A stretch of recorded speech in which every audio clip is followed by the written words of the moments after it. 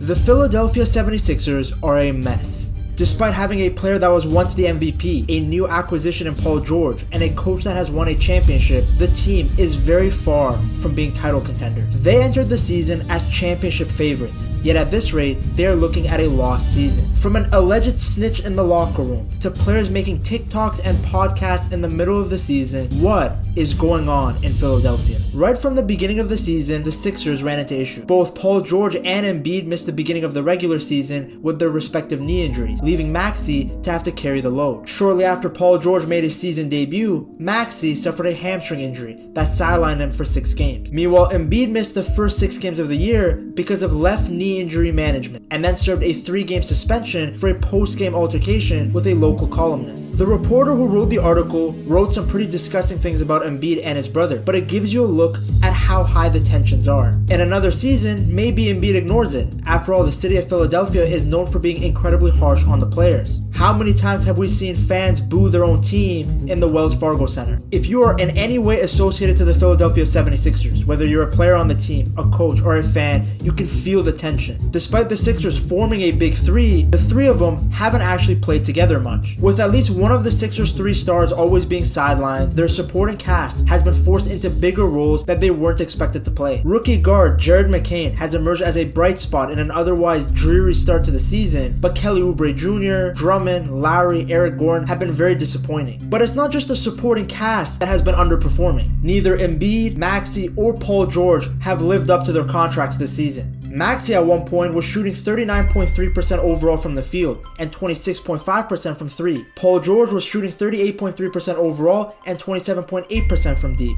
And Embiid, in the first 4 games he played, he was shooting 37.9% overall and a horrific 16.7% from long range. If the Sixers stars don't start performing, this team is going nowhere. With the 3 of them not playing much together, they haven't adjusted. Sure, Maxey and Embiid have experience playing together, but Paul George is still learning how to best integrate his skill set with his new team. The same thing can be said for the Sixers supporting cast. Besides Maxey and Embiid, only 3 other players are returning players from last year's team. Those 3 players being Kelly Oubre, Kyle Lowry, and Ricky Council. Since so many players have been coming in and out of the lineup due to injuries, Nick Nurse hasn't been able to establish a consistent rotation yet. You got a player like Yabusele going from topping 23 minutes in 4 of the 5 games he played to playing less than 10 minutes in a game against the Miami Heat. Reggie Jackson went from playing at least 16 minutes in a few games to not playing at all. Interestingly, it's not just the supporting cast that is confused about their role on the team. The Sixers had a team meeting after their loss to the Miami Heat, and Embiid reportedly expressed a lack of clarity and frustration about how he was being used on the court.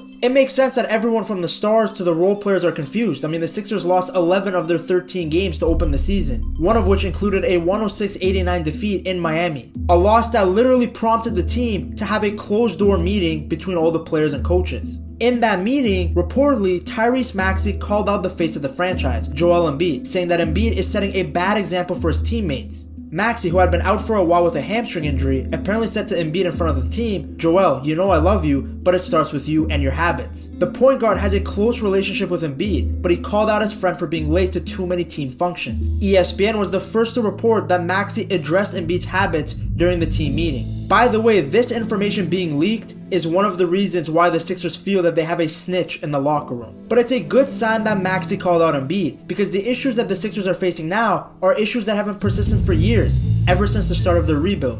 Embiid, despite having a league MVP, has been notorious for not taking care of his health and being unprofessional. Ever since he was drafted, he was dealing with injury issues. He missed the entire 2014-2015 season due to a broken bone in his foot. Then he suffered a setback in his recovery after a CT scan revealed less healing than anticipated, ruling him out for the entire 2015-2016 season as well. We are talking about a player who was drafted 3rd overall, someone who the Sixers tanked to get, missing 2 entire seasons in a row. You see, the thing is, injuries are often uncontrollable, but Embiid has a history of not taking care of his body. In fact, reportedly, the Sixers had to beg him to quit eating junk food early in his career. Even at the college level, his coach from Kansas, Bill Self, talks about the fact that Embiid had no idea how to eat healthy. Fast forward now, and Embiid still isn't the mature leader you expect from a franchise player. He is still the only player ever to win the MVP, but not make it past the second round in the playoffs. Over the years, his weaknesses and poor performances were often ignored as the franchise scapegoated someone else. In 2019, the blame was put on Brett Brown, the coach, and the front office as a whole for not keeping Jimmy Butler. Then in 2021, when the Sixers crashed out in the second round again to the Hawks, despite being the 1 seed, the blame was put on Ben Simmons. All the media attention was towards Ben Simmons' fear of free throws and his lack of aggression, despite the fact that Embiid also had a terrible series. Then the next year, Doc Rivers and James Harden took the blame. Everyone focused on Doc Rivers' poor coaching, his poor adjustments, as well as his track record of crumbling in the playoffs, and then the attention shifted towards blaming James Harden. That's right, the Sixers had been able to get rid of Ben Simmons, trading him for James Harden, yet once again no success, just rather a new scapegoat. But now, there is no more excuses. Everyone from players to coaches have been changed around in an effort to make life easier for Embiid, yet the Sixers are no closer to being champions. With one of the worst starts ever, and Embiid being the central figure of this organization, he has to be held accountable.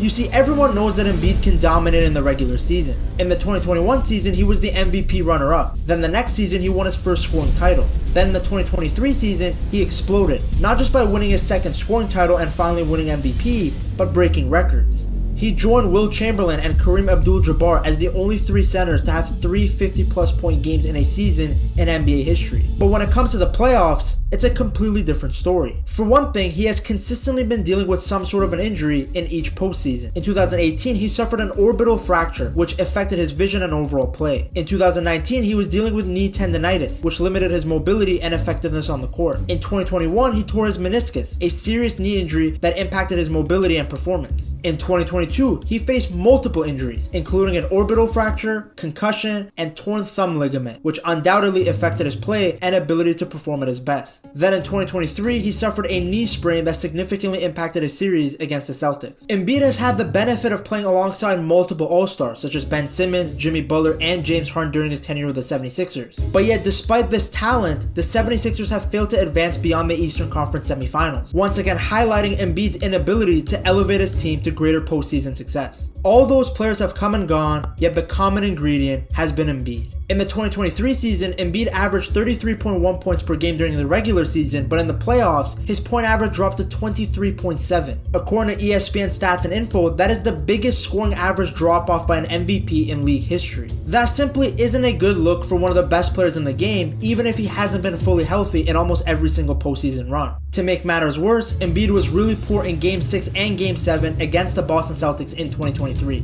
Despite being up 3-2 in the series, Embiid was unable to close the deal in Game 6 and had 15 points on 5 for 18 shooting in a pivotal Game 7. When you look back even further to the 2021 Eastern Conference semifinals against the Hawks, Embiid wasn't at his peak in critical games there either. He shot 9 for 24 from the floor in Game 6 and had an alarming 8 turnovers. In Game 7, he was slightly better, shooting 11 for 21 from the field to get 31 points, but once again he had 8 turnovers. Then if we go back even further to 2019 against the Raptors, Embiid was poor in Game 6 by shooting 5 for 14 with 5 turnovers, and then he went 6 for 18 from the field with 4 turnovers in Game 7. Anytime Embiid has been needed by the 76ers in the postseason, he just hasn't come through as often as you would expect from someone who is a superstar in the regular season. People were hoping that this season, with the addition of Paul George, Embiid would have more help. After all, you can make the argument that Embiid's biggest issue in the postseason and the main reason for his drop-off has been health. So with yet another player to help him in the regular season, it would increase the likelihood that Embiid would come into the postseason healthy. But instead, Paul George's injury has only increased the issues for the Sixers. They have already lost to the Toronto Raptors and Pistons while barely squeaking by the Charlotte Hornets. The team also doesn't have the luxury of just writing this season off. They owe their 2025 first-round pick to the Oklahoma City Thunder if it falls outside of the top 6. That means tanking is not a realistic option for them. Only 6 teams in NBA history have ever overcome a 2-12 start or worse to make the playoffs. The Sixers do have the luxury of the play-in tournament to fall back on. They only need to be the 10th seed or above by the end of the regular season to have a shot at getting a playoff spot. But even getting 10th looks to be a difficult journey. If you enjoyed this video, I'm sure you'll love this one as well. Check it out right here.